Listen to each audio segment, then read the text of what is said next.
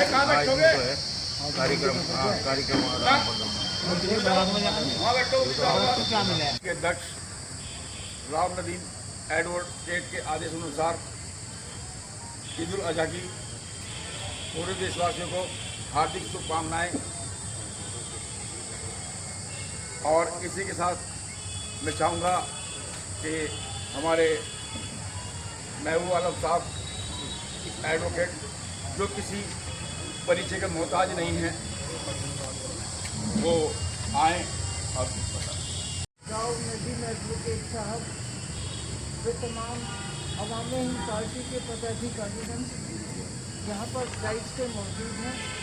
अब आप तमाम पत्रकार बंधुओं का मैं दिल की गहराइयों से हार्दिक अभिनंदन, हार्दिक आपका स्वागत करता हूँ कि आप अवामी हिंद पार्टी की जानिब से जो इन्विटेशन आपको दिया है आप उसके बुलावे पे यहाँ तशरीफ लाए हैं। मैं आपका हार्दिक अभिनंदन करता हूँ। उद्देश्य मकसद क्या है?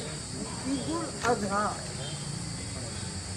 बकरीद का त्यौहार कल है और इनका मकसद सिर्फ इतना है कि देश में, हमारे प्रदेश में, हमारे इस शहर में आपस में सांप्रदायिक सौहार्द और भाईचारा कायम रहे। सिर्फ इस उद्देश्य को लेकर यहाँ आप पत्रकार बंधुओं को यहाँ कष्ट दिया है। अभी अभी पत्रकारिता दिवस शायद 30 अप्रैल को था, उसकी भी जो कि पार्टी या उस मजलूम जो सड़क के किनारे खड़ा है उसकी आवाज़ को आप कभी सत्ता तक पहुँचाते हैं, कभी सत्ता के गलियारों में पहुँचाते हैं। ये मैं आपको अवामी हिंद पार्टी की जानिब से आपको सलूट करता हूँ, आपको सलाम करता हूँ। जितनी शिद्दत की गर्मी में आप यहाँ मौजूद हैं, मैं उसका आपका दिल की गहराइयों से शुक्रिया अदा करता हूँ। मकसद सिर्फ ये था कि आपसे हमारे जो अवामी हिंद पार्टी के राष्ट्रीय अध्यक्ष हैं अली जनाब राव साहब आपसे कुछ वार्ता कर सकें और आप जो भी आपके जहन में कोई सवाल। साथियों, आज अवामी हिंद की प्रेस वार्ता क्यों रखी हमने? देश की हालात को देखते हुए और ईद उल जुहा की, कल ईद उल जुहा है, देश के अंदर भाईचारे के साथ बने, शांतिपूर्ण बने। अवामी हिंद पार्टी का सबसे पहले पैगाम है कल देश में सभी भाईचारे के साथ इस त्यौहार को बनाएं और जो हमारा संविधान का हक है वो हमारा कल बरकरार है। और मैं तमाम माइनॉरिटी के लोगों से भी अपील करता हूँ, आपके मीडिया के माध्यम से सफाई पे ध्यान रखें, अपने त्यौहार को शांतिपूर्ण बनाएं और सभी भाईचारे के साथ रहें।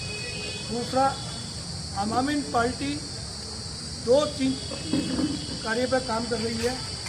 एक तो शिक्षा, पढ़ाई पे इतना मामला गंभीर हो रहा है कि पढ़ाई पे प्राइवेट स्कूलों में जो उनकी फीस है, जो उनकी वर्दी है, जो उनकी किताब कोर्स है, वो एक ही दुकान पे जिसको स्लिप लिख देंगे उससे भी मिलेगा।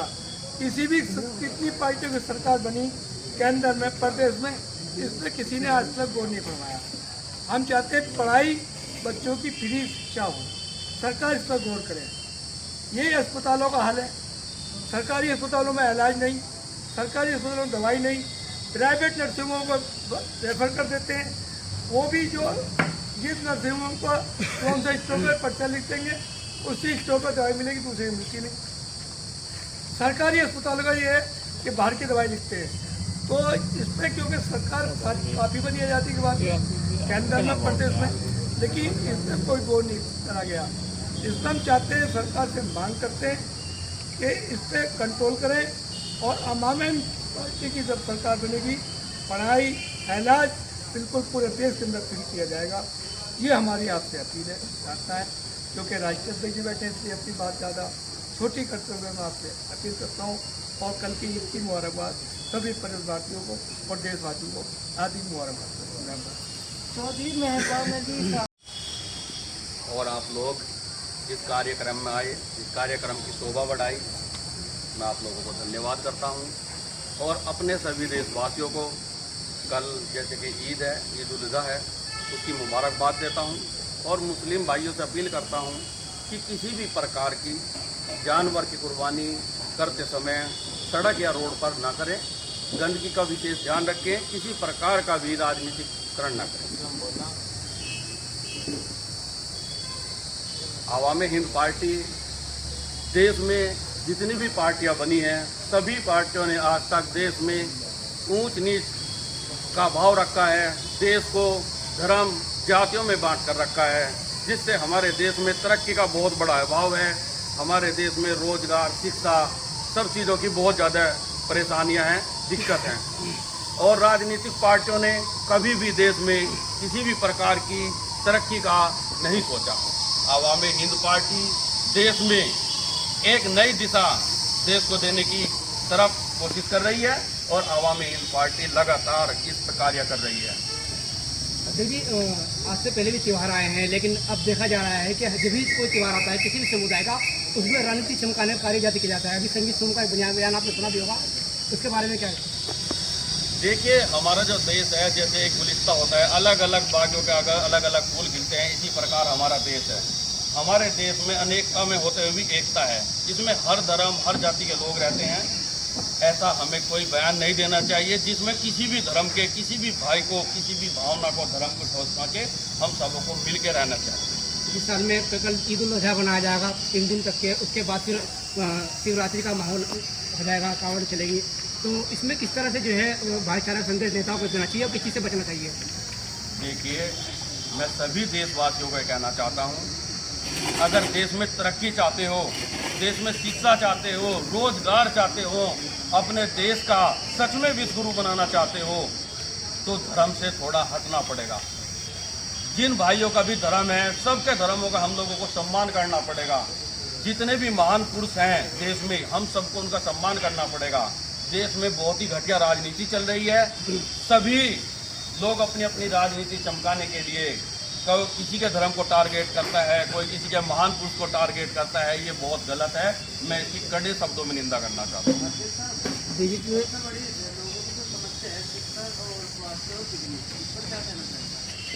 देखिए, हमारे मीडिया बंधु ने बहुत अच्छा सवाल किया है।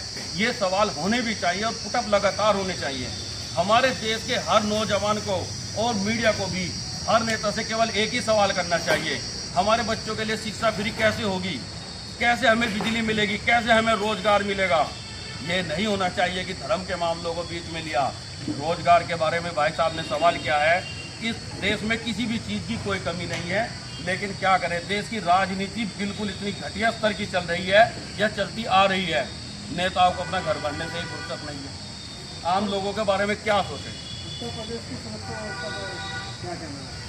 नहीं, देखिए, उत्तर प्रदेश की सुरक्षा ठीक है, अच्छी है, लेकिन ऐसा नहीं होना चाहिए कि किसी भी वर्ग के साथ मॉब इशू वगैरह नहीं होना चाहिए। देखने में आ रहा है कहीं पुलिस लड़कों के साथ बलात्कार हो रहा है, तो कहीं हो रही है, लगातार इस तरह की घटनाएं प्रकाश में आ रही है। तो क्या उत्तर प्रदेश सरकार क्या है? देखिए, मैं उत्तर प्रदेश सरकार से अनुरोध करना चाहता हूँ उनसे, किसी भी धर्म को या किसी भी की बहू बेटी हो, चाहे दलित हो, मुस्लिम हो, सिख हो, ईसाई हो, किसी के साथ भी अन्याय नहीं होना चाहिए, इंसाफ होना चाहिए। और अगर कोई लोग इस प्रकार का शोषण करते हैं या इस तरह की हरकत करते हैं, उनके खिलाफ कानूनी कार्रवाई होनी चाहिए और कठोर होनी चाहिए, मतभेद नहीं होना चाहिए। अध्यक्ष जी, अभी आज की तारीख में जो चल रहा है मामला, जो माहौल चल रहा है, तो आपकी पार्टी का क्या स्टैंड है? देखिए, आज का माहौल जो है, देश में धर्म की राजनीति ज़्यादा चल रही है। और मैं देखो युवा हूँ, तो मैं सभी से अपील करना चाहता हूँ, देश के सभी युवाओं से, कि इस तरह की कोई भी घटना ना घटे। जब भी कभी हम किसी धर्म के मामले में उलझते हैं तो देश हमेशा पीछे जाता है, देश आगे नहीं बढ़ता। कोई भी नेता हो, मैं फिर यही बात कहना चाहता हूँ देश का, उससे केवल एक ही सवाल करो आप, हमें रोजगार कैसे दोगे, हमें शिक्षा कैसे दोगे। सरकार की बुलडोजर व्यवस्था पर क्या कहना है सर? नहीं, बुलडोजर व्यवस्था देखिए, इसमें सुप्रीम कोर्ट ने अपना बोला है, सुप्रीम कोर्ट ने उसके अंतर्गत ही काम करना चाहिए, गलत नहीं करना चाहिए। आगामी 2027 को लेकर विधानसभा की तैयारी और कोई नहीं बोलने आवामी पार्टी का क्या रोल रहेगा आगामी 2027 के लिए? 2027 के चुनाव में आवाम हिंद पार्टी यूपी के सभी विधानसभा सीटों पर चुनाव लड़ेगी। क्या किसी पार्टी का गठबंधन या नहीं, गठबंधन हो सकता है, वो तो वक्त की बात है। अध्यक्ष जी, आपने इसमें मांग की है कि सरकार को चाहिए कि प्रत्येक व्यक्ति को रोजगार देने की व्यवस्था करे। पहले तो रोजगार की क्या परिभाषा आपके अनुसार से, और अगर दूसरा, अगर आपकी सरकार आती है तो सबको कैसे रोजगार देगा? देखिए भाई साहब ने सवाल किया है कि सबको रोजगार कैसे दिया जाएगा। हमारे देश में किसी भी चीज़ की, मैंने अभी बोला है, कमी नहीं है। क्या हमारा देश 27-28% टैक्स लगा रहा है? पैसा नहीं हो रहा, पैसा नहीं आ रहा है, लगातार पैसा आ रहा है। लेकिन मैंने बोला है कि राजनीतिक लोगों को अपना ही घर बनने से फुर्सत नहीं है। एक एक नेता 500-500 हजार करोड़ रुपए, जो एक बार का विधायक है, एक बार का मंत्री है, एक बार का नेता है, उनसे कोई ये पूछने वाला नहीं भाई तुम पे 1,000 करोड़ रुपए कहाँ से आ रहे हैं। आम जनता पे किसी पे 10 लाख रुपए उसके खाते में आ गए तो इनकम टैक्स की, आउट टैक्स, सारे विभाग एकदम इकट्ठे हो जाते हैं। इनकी जांच क्यों नहीं होती? मैं तो सरकार से मांग करता हूं इस तरह के लोगों की जांच होनी चाहिए। आप सरकार में रोजगार किसे कहते हैं? भाई साहब ने रोजगार की परिभाषा पूछी है कि रोजगार कैसे देंगे।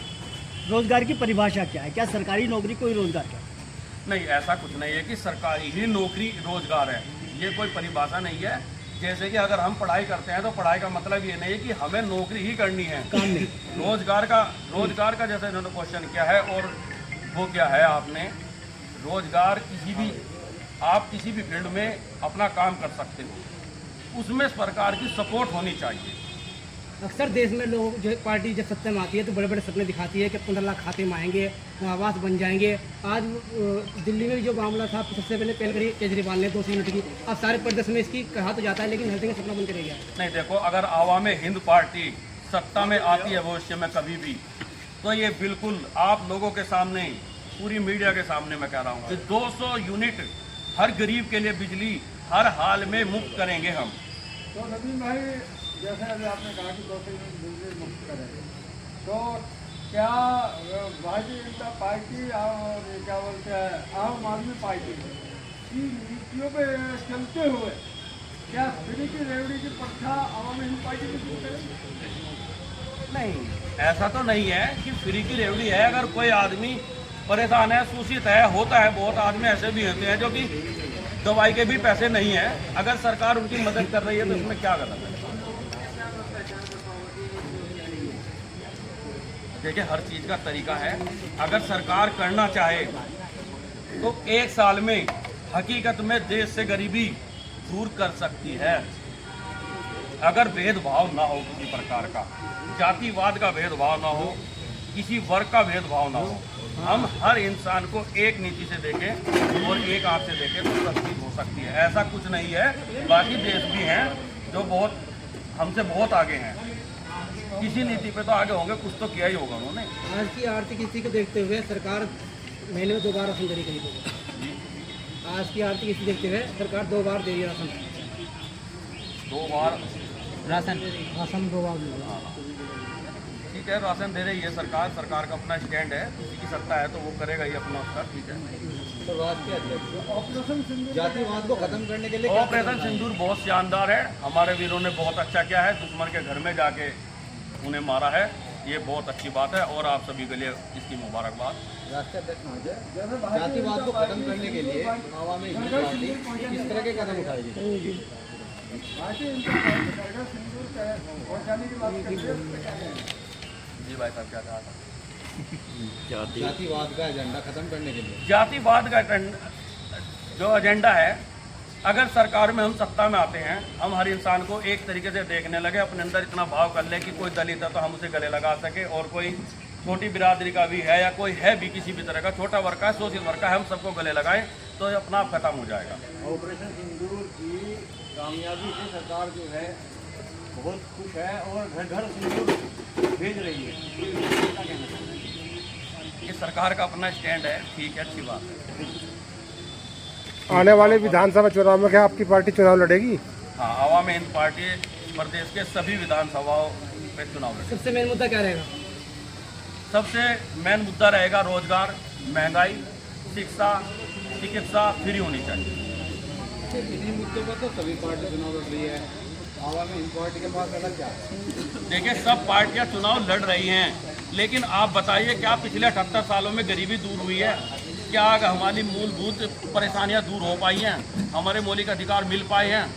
आज भी हमारे देश में अगर कोई दलित है तो उसे घोड़ी पर नहीं चढ़ने दिया जाता, कोई मुस्लिम है तो उसकी मुंह लिंचिंग कर दी जाती है, कोई पिछड़े वर्ग का है तो उसे बहुत चीज़ों में सामना करना पड़ता है। अच्छा, बहुत बहुत धन्यवाद आपसे, धन्यवाद। फोकस कर रहे हैं। पेशेंट जा रहा है अस्पताल में, एडमिट करा, दवाई लिख दी तुरंत बाहर स्टोर की, वो उनकी कमीशन होती है, जहाँ वो लिखेंगे वहीं मिलती है। तो मैं चाहता हूँ, मैं मौजूदा जिलाधिकारी से भी अपील करता हूँ और सरकार उत्तर प्रदेश सरकार से भी कहना चाह रहा हूँ कि जो पकड़े जाएँ उनको दोबारा उनको ना खोला जाए, उनको सीज कर दिया जाए, उनके खिलाफ मुकदमा लगा के जेल भेजा जाए।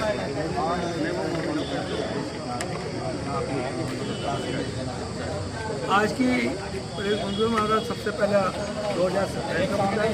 2027 में तमाम सारी सीटों में 403 सीटों पर चुनाव लड़ेंगे।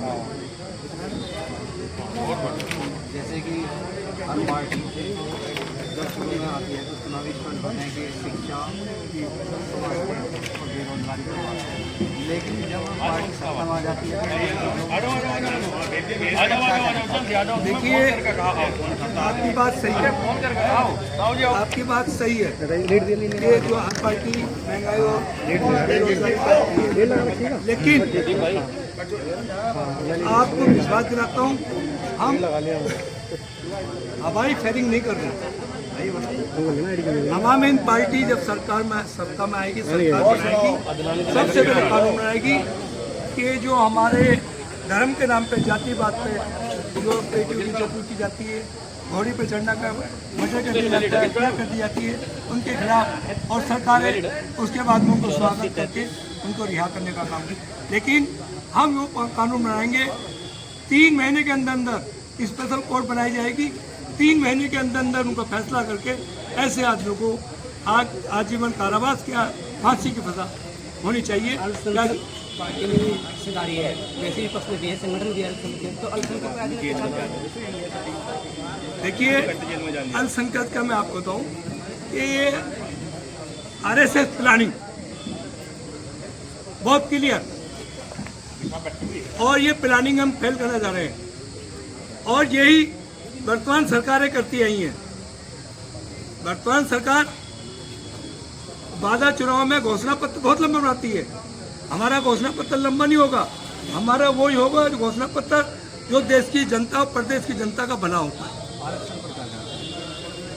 भाई, अरे इतने संगठन बने हुए हैं, अभी अलीगढ़ में कांड हुआ, उसके हमारे पास लाइसेंस भी है, हमारे पास सारे प्रमुख मौजूद हैं, उनके साथ मारपीट कर दी गई। सरकार ने क्या एक्शन लिया? मैं सरकार से, उत्तर प्रदेश सरकार से कहना चाहता हूं कि वो ऐसा कानून बनाए, 1 महीने का जांच हो और ऐसे आदमियों को कड़ी कड़ी सजा दी जाए, क्या कि दूसरे की हिम्मत ना पाए। ये बातें सिर्फ प्रेस कॉन्फ्रेंस के जरिए की जाएगी या इसके बारे में तो विरोध भी किया जाएगा? नहीं, विरोध कर रहे हैं हम। क्या मैसेज रहेगा देशवासी को आज हमारे माध्यम से पढ़ते? यही है, सरकार इसका कानून बनाए और सरकार इसे क्लियर करे, और सरकार जो इस पर इन्हें सजा देने का काम है।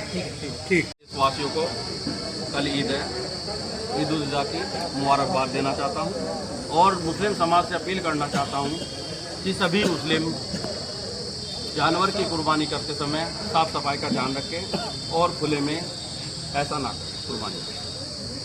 आवामी हिंद पार्टी सभी समाज को बराबर का हक दे रही है। देख रहे हैं कि अल्पसंख्यक के अध्यक्ष अलग बनाए गए हैं, अनुसूचित जाति अलग बनाए गए हैं। अध्यक्ष जी, क्या उद्देश्य है? आवामी हिंद पार्टी देश में जिस प्रकार का जाति वर्ग में, धर्म वर्ग में देश को बांटा गया है, आवामी हिंद पार्टी पूरे देश को एक करने का काम करेगी और सभी के साथ न्यायपूर्वक और सभी को देश में हिस्सेदारी देगी। अध्यक्ष जी, कुछ लोग राजनीति करना चाहते हैं, लेकिन कैसे राजनीति करते बात सुनकर, सवाल सुनकर, उनके भाषण सुनकर राजनीति में नहीं जाना चाहते, तो उन लोगों से क्या पढ़ना चाहते हैं? अपनी पार्टी के लिए क्या? देखिए, मैं तो देश के सभी युवाओं से कहना चाहता हूँ कि जो देश के युवा हैं, अगर हक की लड़ाई लड़ना चाहते हैं, सच में देश को आगे बढ़ाना चाहते हैं और इंसाफ चाहते हैं और जाति वर्ग से उठ के धर्म से उठ के काम करना चाहते हैं देश के लिए, अवाम हिंद पार्टी के साथ आइए, क्योंकि अवाम हिंद पार्टी का अपना मंच भी है और पार्टियां भी इनके साथ में हैं। सर वो लोग कहते हैं कि बराबर का हिस्सेदारी मिलेगी, इसमें हिस्सेदारी किसको? देखिए, देश में जिस जाति की जनगणना, जैसे कि बिहार में जनगणना हुई है, ओबीसी को 63% जनगणना में पता चला है कि ओबीसी 63% है और बाकी भी जातियां इसी तरह हैं। देश में जिस जाति का जितना हिस्सा है उसे इतना ही हिस्सा देश में दिया जाएगा सत्ता में आने पर। ठीक है।